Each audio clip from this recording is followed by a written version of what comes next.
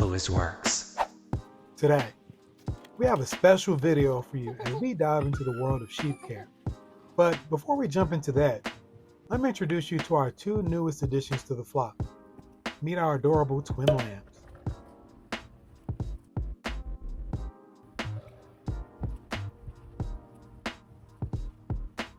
Let's talk about the tools we use for cleaning up the sheep pen.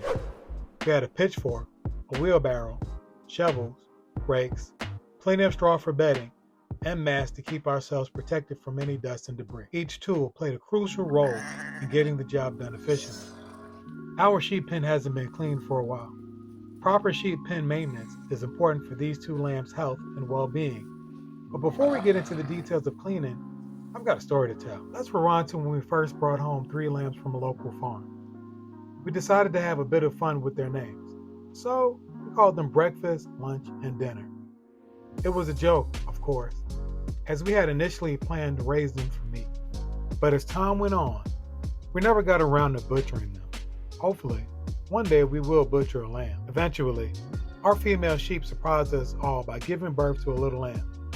Let's say we named him Dessert, continuing the food thing. As fate would have it, we eventually decided to give dinner and dessert away to a member of our local church. But unfortunately, their time away from us was short-lived.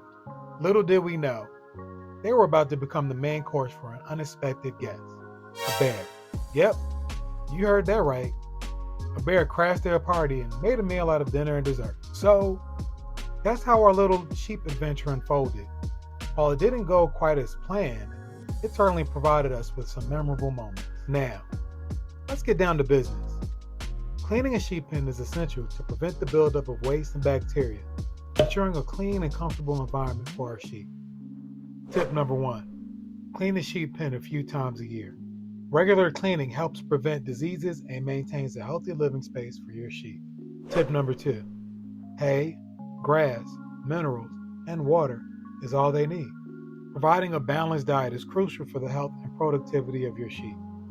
Ensure that they have access to clean water, quality forage, and mineral supplements. Buying sheep pellets from a local store is optional, but not necessary. I suggest finding a local farm that sells hay in bulk. This will probably be the most cost-effective method for feeding sheep, especially during the winter when grass is not growing. Bonus tip, no shearing necessary if you have hair sheep. We currently breed Katahdin sheep. Unlike wool-producing breeds, Katahdin sheep have a unique characteristic. They shed their hair during the summer months and grow a thicker coat as the weather cools off. This natural shedding process eliminates the need for shearing, making them a low-maintenance option for sheep owners who are not interested in dealing with wool. Their shedding process is quite efficient, and it helps them stay comfortable during the warmer months without the need for human intervention. Additionally, Katahdin sheep's ability to grow a thicker coat of hair in cooler weather ensures that they stay warm without the need for excessive wool maintenance. Whether it's scorching hot summers or chilly winters, Katahdin sheep are well equipped to adapt to various weather conditions.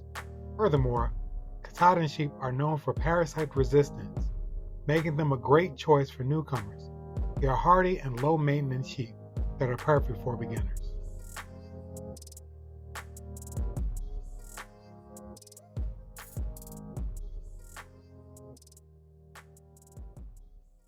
I want to share with you a powerful message inspired by Proverbs 12:10, which says, "Whoever is righteous has regard for the life of his beast, but the mercy of the wicked is cruel."